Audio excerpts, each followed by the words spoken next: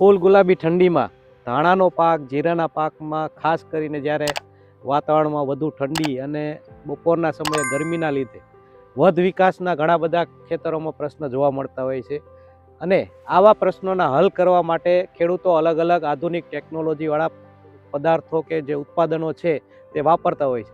આજે આપણે આવ્યા છીએ એવા ધાણાના પાકમાં, જેમાં આ ધાણાના પાકમાં વધ વિકાસની વાત હતી એ પ્રમાણે ખેડૂતભાઈએ શું નવું કર્યું છે તેના વિશે જાણીશું અને તેમને શું ફેરફાર જોવા મળ્યો છે એના વિશે પણ જાણીશું.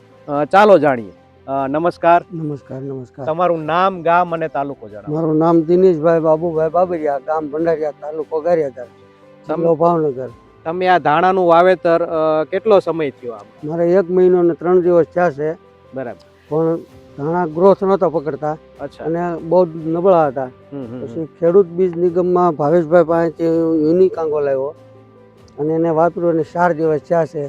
તો મને ઘણું આમાં ફરક દેખાય છે.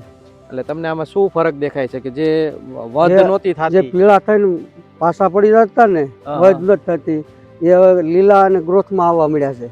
બરાબર, લીલા અને ગ્રોથમાં મળ્યા છે. આ તમે વાવેતરને 1 મહિના જેવું થયું? હા, 1 મહિનો ને 3 દિવસ. ખેડૂત મિત્રો, તમે જોઈ શકો છો તેમ આખા ખેતરમાં ધાણાના વાવેતર છે અને 1 મહિનો થયેલો છે. હજી તો શરૂઆત જ છે. અને યુનિકાંગોમાં જે આપણું પોટેશિયમ હ્યુમિનેટની વાત છે, હ્યુમિક એસિડ, કે જે તંતુમૂળના વિકાસમાં ખૂબ જ મહત્વનું કામ કરે છે.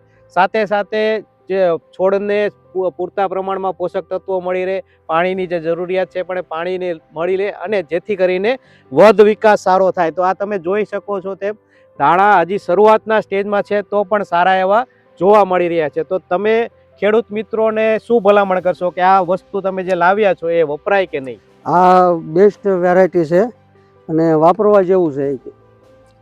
આ ગ્રોથ કરવામાં બહુ સારું કામ કરે છે. બરાબર છે કે આપણે ખર્ચને સીમિત કરી અને સારું ઉત્પાદન મેળવે એવું ખેડૂતોની અભિલાષા હોય અને આપણે કારગર નીવડતા હોય છે. તો આ યુનિકાંગો કે જે આપણું પોટેશિયમ હ્યુમિનેટ ખેડૂત મિત્રે વાપરી અને ખૂબ જ સારા રિઝલ્ટો મેળવી રહ્યા છે. તમે પણ યુનિવિયાના નજીકના સ્ટોરમાં જરૂર મુલાકાત લ્યો.